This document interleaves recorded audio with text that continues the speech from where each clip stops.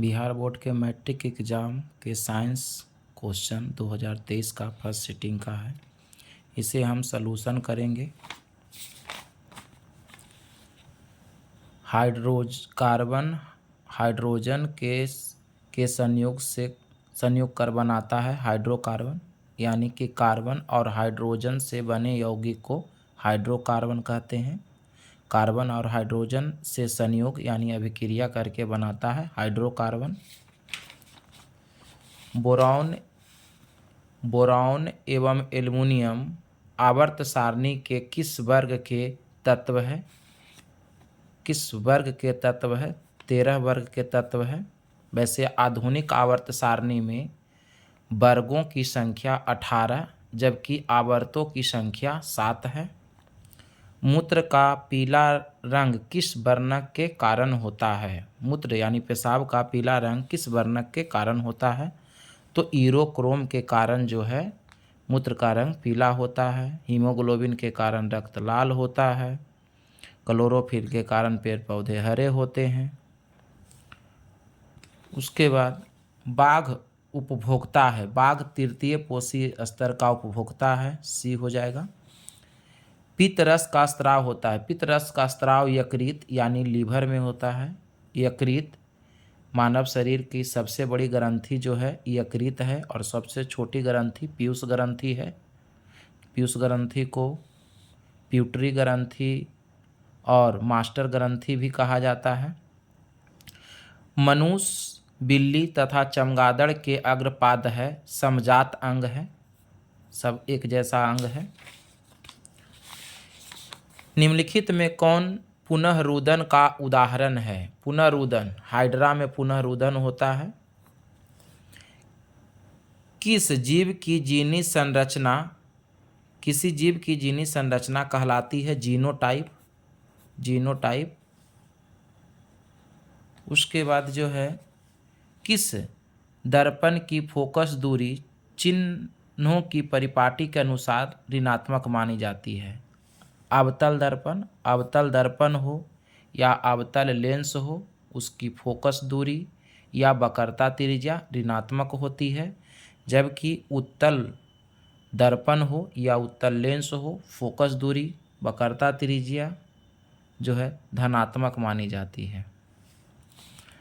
अवतल दर्पण में आवर्धित प्रतिबिंब बनाने के लिए वस्तु को कहाँ रखा जाता है? अवतल दर्पण में आवर्धित मतलब बड़ा, काल्पनिक यानी आभासी प्रतिबिंब बनाने के लिए वस्तु को फोकस और ध्रुव के बीच यानी फोकस दूरी से कम दूरी के बीच यानी कि फोकस और दर्पण के बीच जो है रखा जाता है, यानी फोकस और ध्रुव के बीच F और P के बीच रखा जाएगा तो प्रतिबिंब दर्पण के पीछे आवर्धित, काल्पनिक और वस्तु से सीधा प्रतिबिंब बनेगा।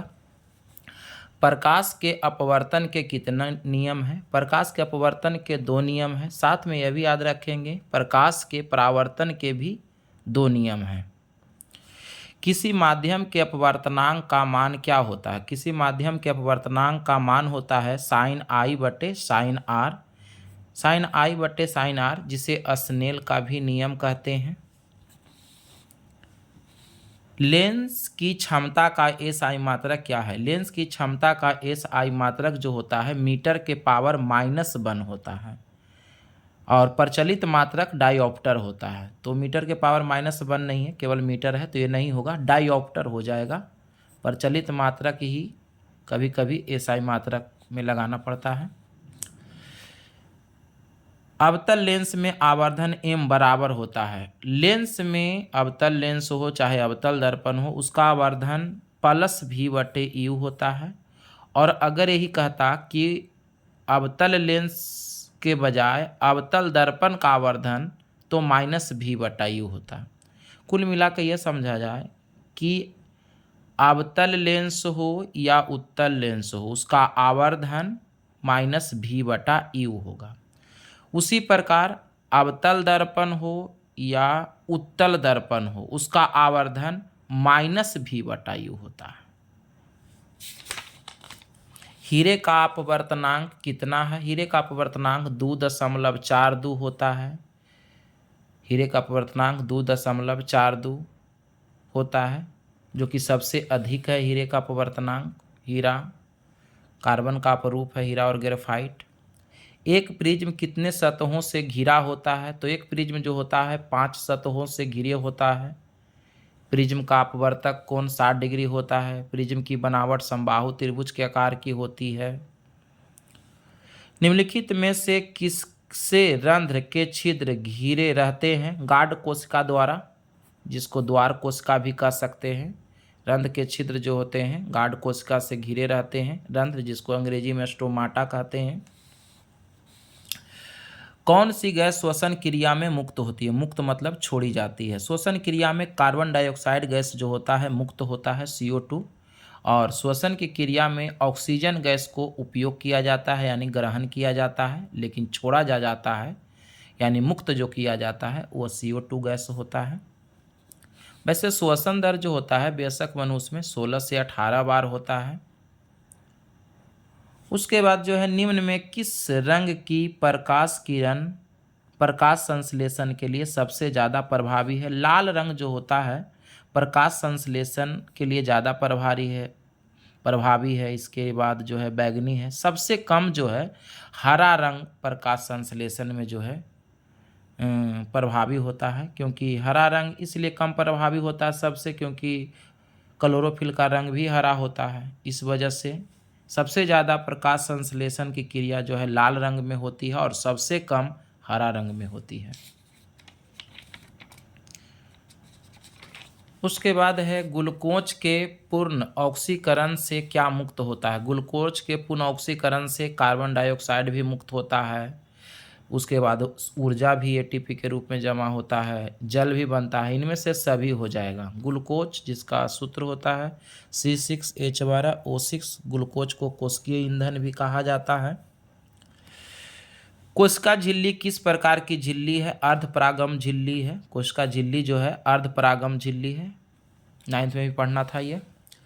ATP का विस्तारित रूप क्या है? ATP का विस्तृत रूप जो है एडिनोसिन ट्राइफॉस्फेट होता है, जो मानव किसी भी जीव जंतु में जो है ऊर्जा के इसी में संग्रह होता है। इसे जैव ऊर्जा भी कहा जाता है। स्टार्च की उपस्थिति के जांच के लिए किस विलयन का उपयोग किया जाता है? स्टार्च की जांच के लिए आयोडीन का उपयोग किया जाता है। ये हो जाएगा। प्रकाश संश्लेषण की दर निम्न में से किस कारकों पर निर्भर करती है? प्रकाश के गुण पर भी निर्भर करता है, प्रकाश की मात्रा पर भी निर्भर करता है, यानी A और B दोनों हो जाएगा। उस हिसाब से ऑप्शन C रंग आ जाएगा।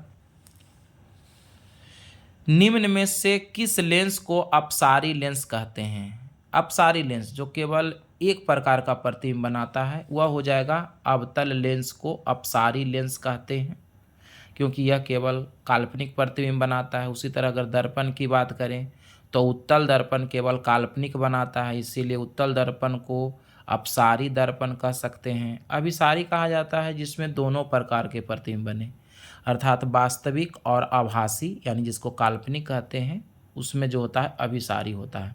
तो उस हिसाब से अवतल दर्पण को हम लोग अभिसारी दर्पण कहते हैं और उत्तल दर्पण को हम लोग अपसारी दर्पण कहते हैं। दृश्य प्रकाश में किस वर्ण का तरंगदैर्घ्य अधिकतम होता है? दृश्य प्रकाश यानी श्वेत प्रकाश में किस रंग का तरंगदैर्घ्य अधिकतम होता है? तो लाल रंग का तरंगदैर्घ्य सबसे अधिक होता है, बैगनी रंग का तरंगदैर्घ्य सबसे कम होता है ना। लाल रंग का विचलन सबसे कम होता है, बैगनी रंग का विचलन सबसे अधिक होती है। लाल रंग का झुकाव सबसे कम होता है, बैगनी रंग का झुकाव सबसे अधिक होता है। लाल रंग का तरंगदैर्घ्य सबसे ज़्यादा होता है, बैगनी रंग का तरंगदैर्घ्य सबसे कम होता है। उसके बाद है, प्रतिरोध का मान बढ़ाने के लिए प्रतिरोधकों को जोड़ा जाना चाहिए। प्रतिरोध का मान बढ़ाना हो तो प्रतिरोधकों को जो है श्रेणी क्रम में जोड़ना चाहिए, और इसमें श्रेणी क्रम नहीं है, इसीलिए हो जाएगा इनमें से कोई नहीं। घटाना रहेगा तो समांतर क्रम में।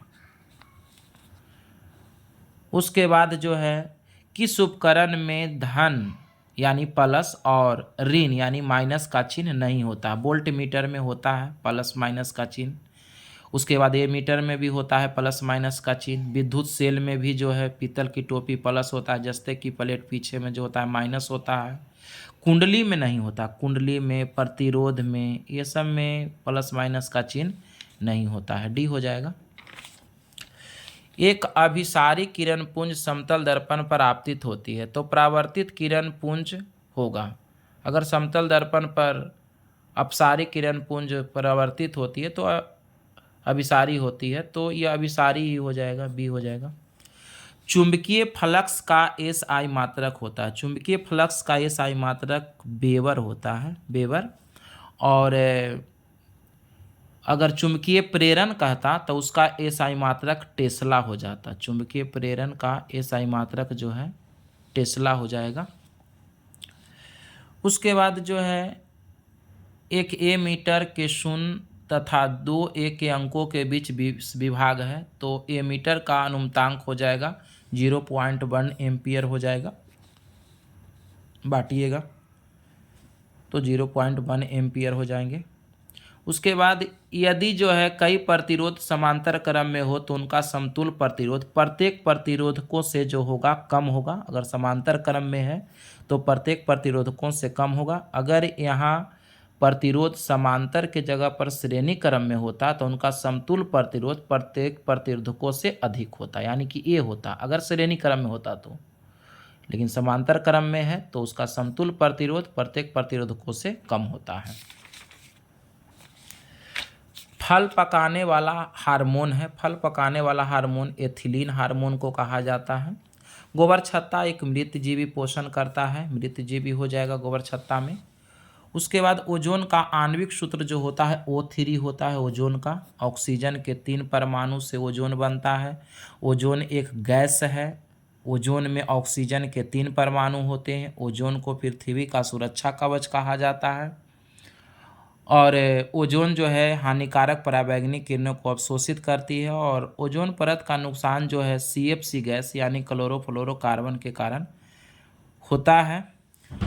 कवक में पोषण की कौन सी विधि होती है? कवक में पोषण की मृत जीवी पोषण होता है कवक में, यानी सी हो जाएगा। पारिस्थितिकी तंत्र में ऊर्जा का प्रवाह होता है, एक दिशीय होता है पारिस्थितिकी तंत्र में। मानव हृदय में कितने कोष्ठक पाए जाते हैं? मानव हृदय में जो है 4 कोष्ठक पाए जाते हैं, बायां निलय, दायां निलय, बायां नींद, दायां नींद। विकासीय दृष्टिकोण से हमारी किससे समानता है? विकासीय दृष्टिकोण से हमारी जो है चैंपैजी से समानता है और कभी कभी चीन के विद्यार्थी भी होता है उसमें भी लग जाता है। उसके बाद जो है दूध से दही बनने की क्रिया में कौन सी अभिक्रिया होती है? दूध से दही बनना रासायनिक अभिक्रिया है परंतु वह लैक्टोबैसिलस नामक जीवाणु के कारण बनता है, इसीलिए यह किण्वन अभिक्रिया हो जाएगा, किण्वन अभिक्रिया। अभिक्रिया जिसमें आयनों का आदान प्रदान होता है क्या करें? द्विविस्थापन। द्विविस्थापन को जो है उभय विस्थापन भी कह सकते हैं। उभय विस्थापन में आयनों का आदान प्रदान होता है।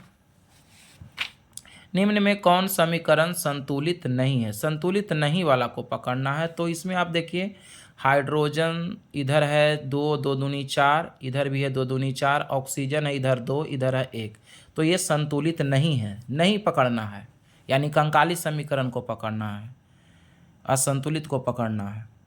निम्नलिखित में किसी भी उदासीन विलयन का पीएच मान होता है। उदासीन विलयन का पीएच मान 7 के बराबर या 7 के समान यानी कि 7 होता है। अम्लीय विलयन का पीएच मान 7 से कम होता है। क्षारीय विलयन का पीएच मान 7 से अधिक होता है। निम्नलिखित में प्राकृतिक सूचक कौन है? प्राकृतिक सूचक जो नेचुरली कृषि आदि हो सकता है, जैसे हल्दी, चुकंदर, उसके बाद लिटमस, ये सब हो सकता है। तो हल्दी यहाँ पे ऑप्शन है प्राकृतिक सूचक। नेप्थलीन, मेथिलीन, ऑरेंज ये सब प्रयोगशाला में बनाया जाता है, ये कृत्रिम सूचक है। उसके बाद बासिंग सोडा का रासायनिक सूत्र क्या है? बासिंग सोडा का रासायनिक सूत्र होता है Na2CO3 × 10H2O। ये बासिंग सोडा है, कपड़ा धोने वाला सोडा है। बासिंग सोडा का रासायनिक सूत्र जो होता है Na2CO3 × 10H2O होता है। निम्नलिखित में से कौन विजातीय यौगिक है? विजातीय जिसका अणुसूत्र अलग होगा, जैसे खड़िया, खड़िया का अणुसूत्र CaCO3 होता है। चूना पत्थर का भी अणुसूत्र जो होता है CaCO3 होता है। संगमरमर का भी CaCO3 होता है। तो तीनों का फार्मूला एक ही है, कैल्शियम कार्बोनेट यानी CaCO3, है ना। और प्लास्टर ऑफ पेरिस का फार्मूला अलग होता है, इसका हो जाता है CaSO4 इंटू हाफ H2O।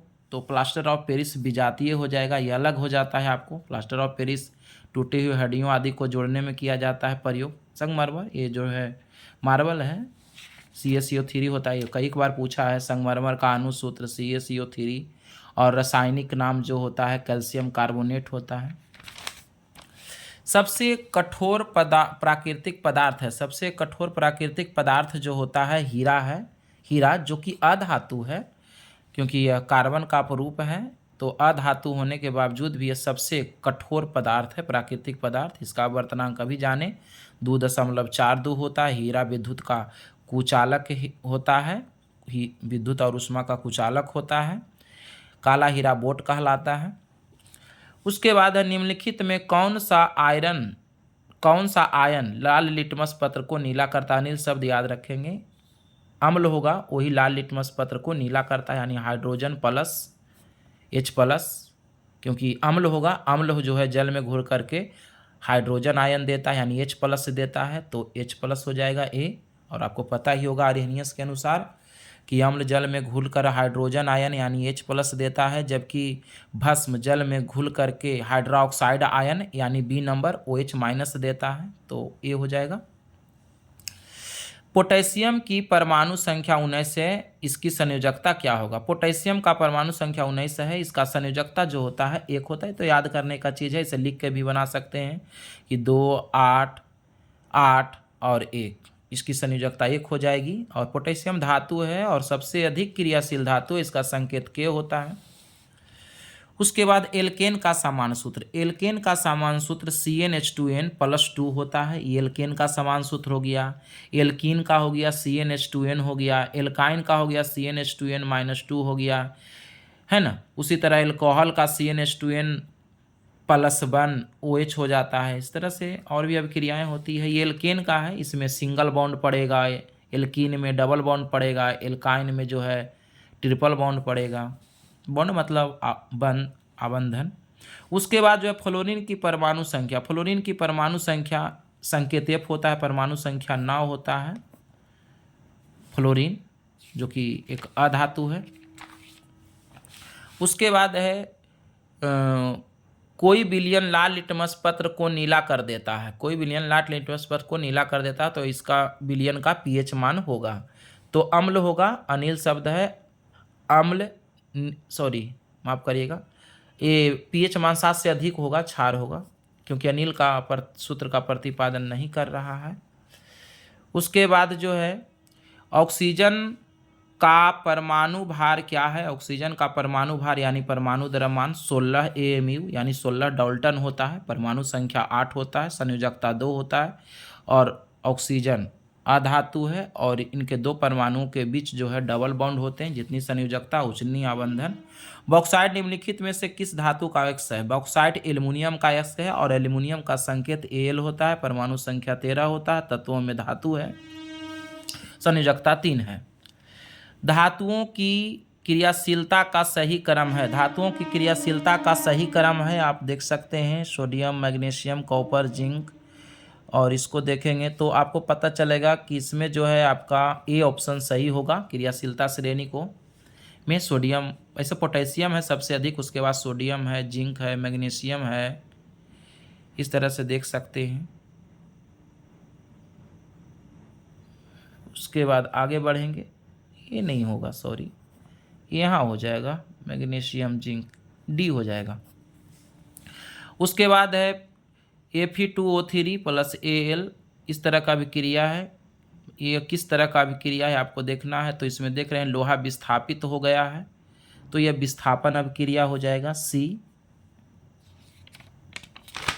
उसके बाद निम्नलिखित में कौन ऊर्जा का अनवीकरणीय स्रोत है। अनवीकरणीय स्रोत जिसका निर्माण जो है दोबारा नहीं किया जा सकता है, वो है पेट्रोलियम, जीवाश्म ईंधन, कोयला, पेट्रोलियम, प्राकृतिक गैस, ये सब अनवीकरणीय ऊर्जा स्रोत के उदाहरण हैं। जीवाश्म ईंधन की ऊर्जा का वास्तविक स्रोत जो है सूर्य है, और सूर्य जो है ऊर्जा का सबसे बड़ा स्रोत भी माना जाता है सूर्य को।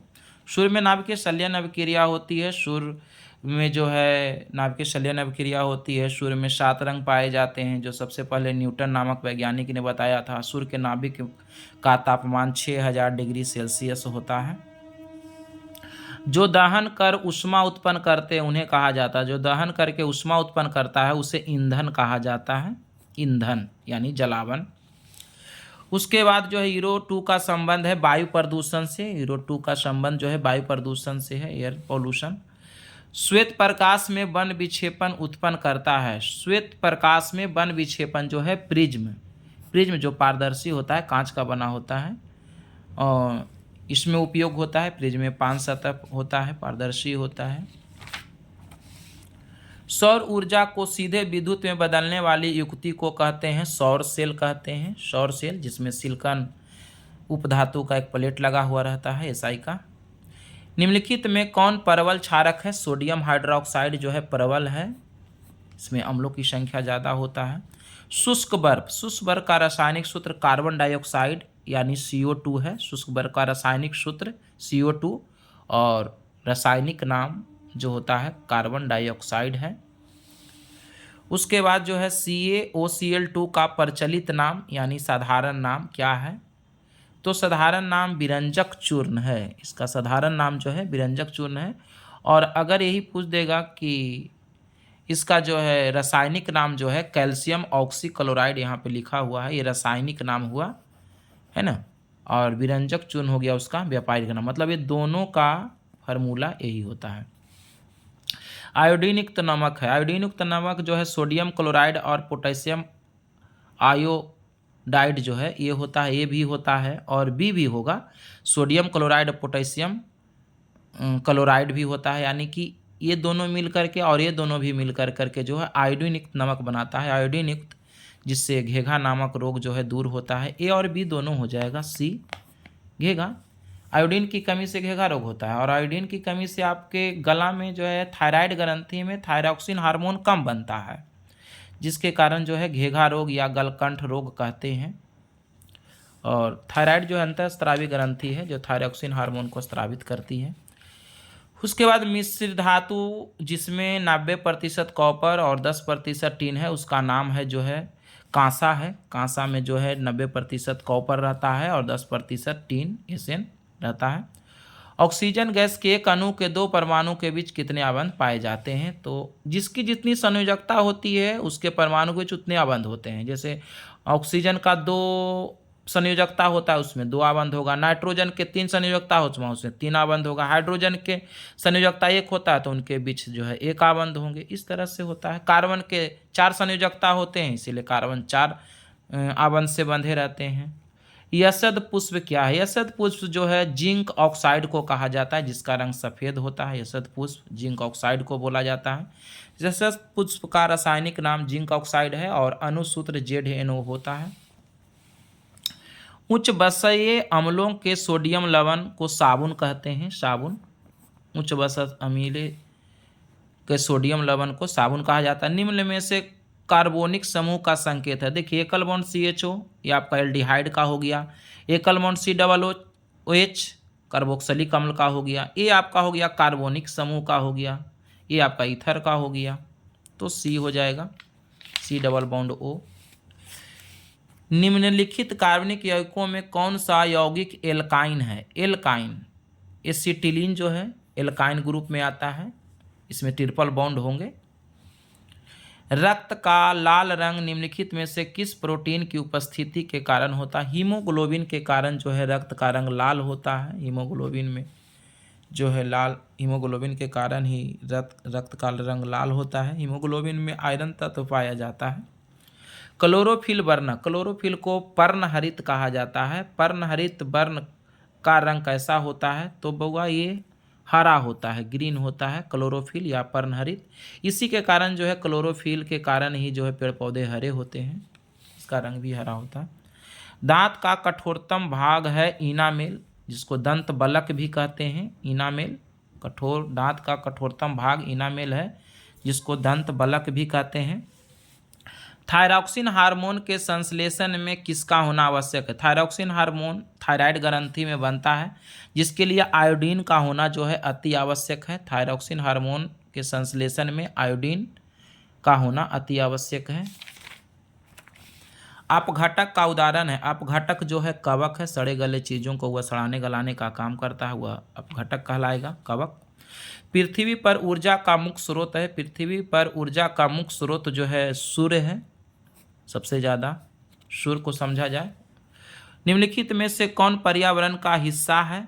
तो वायुमंडल भी है, ये है, जलमंडल भी है, स्थल मंडल भी है, तो इनमें से सभी हो जाएगा। तीनों जगह जो है जीव जंतु रहते हैं। एक वन पारिस्थितिकी तंत्र में कितने पोषी स्तर होते हैं? तो 4 पोषी स्तर होते हैं, प्राथमिक उपभोक्ता, द्वितीयक उपभोक्ता और तृतीयक उपभोक्ता, और एक उत्पाद होते हैं। तो 4 पोषी स्तर माना जाता है, डी हो जाएगा। Thank you.